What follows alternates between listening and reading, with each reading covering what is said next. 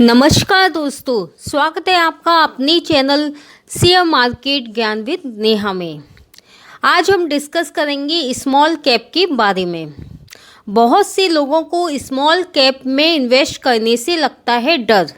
जी हाँ, इसी डर को आज मैं अपनी इस वीडियो के माध्यम से करने जा रही हूँ दूर।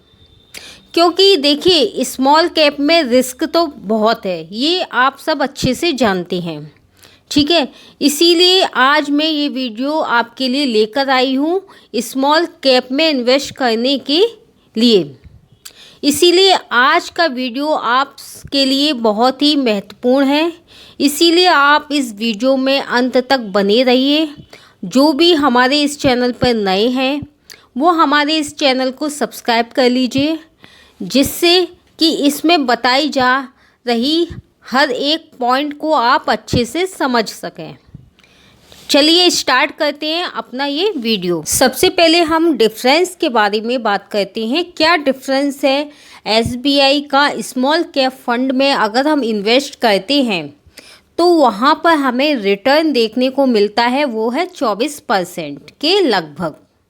ठीक है, अब हम उसी चीज़ को एसबीआई के मिड कैप फंड में इन्वेस्ट करते हैं तो वहाँ रिटर्न देखने को मिलता है 16 से 17% के आसपास।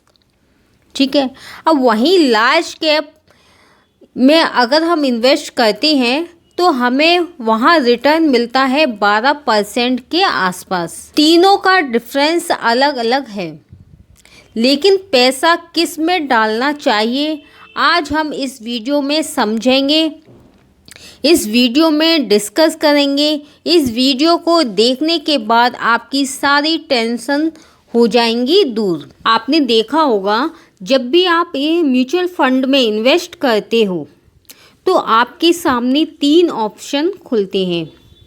पहला ऑप्शन है लार्ज कैप, दूसरा ऑप्शन है मिड कैप, तीसरा ऑप्शन है स्मॉल कैप। आपको इन तीनों ऑप्शन में से किस में इन्वेस्ट करना है। तो आपको सरल भाषा में समझाऊं कि जो लार्ज कैप की कंपनियां हैं जिनका मार्केट कैप 20,000 करोड़ से ऊपर होता है, लार्ज कैप की कंपनियों को रिस्की नहीं माना जाता, क्योंकि उनकी कैपिटलाइजेशन इतना अच्छा होता है, उनकी रैंक इतनी हाई होती है, वो अपने आप को स्टेबल कर चुकी हैं, उनका परफॉर्मेंस इतना अच्छा होते हैं।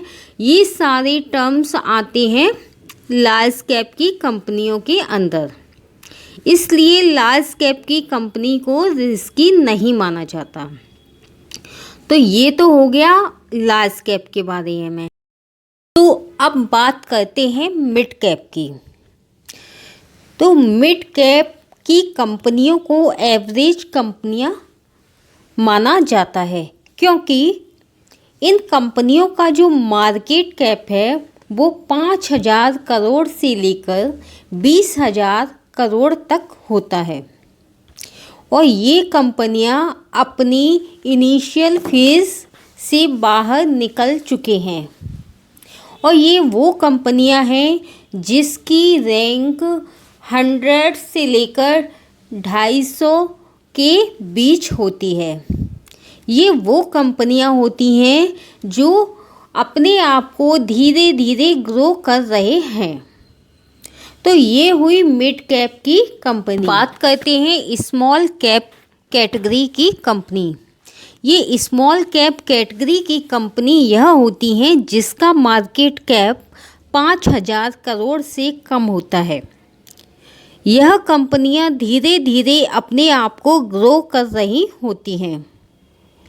यह कंपनियां अपनी इनिशियल फेज में होती हैं।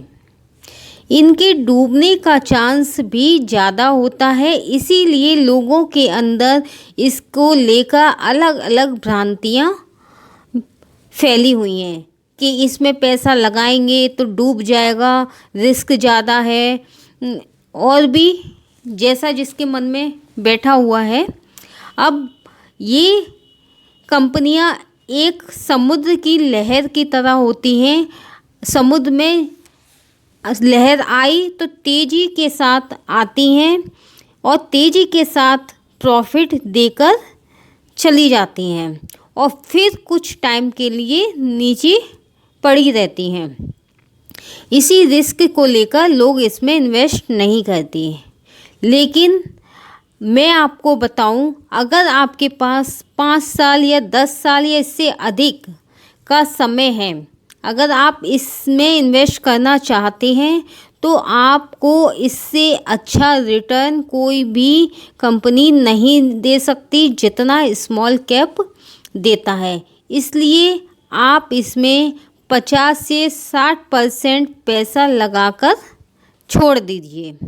फिर आप इसको 5 साल बाद, 10 साल बाद, 15 साल बाद आप इसका रिटर्न देखना। और अगर आपको इसका पुराना डेटा देखना है तो मनी कंट्रोल की साइट पर जाकर आप इसका पुराना डेटा देखकर खुद ही समझ जाएंगे कि स्मॉल कैप की कंपनियों में इन्वेस्ट करना चाहिए या नहीं। अगर आप मेरी माने तो आप इसमें इन्वेस्ट कर सकते हैं।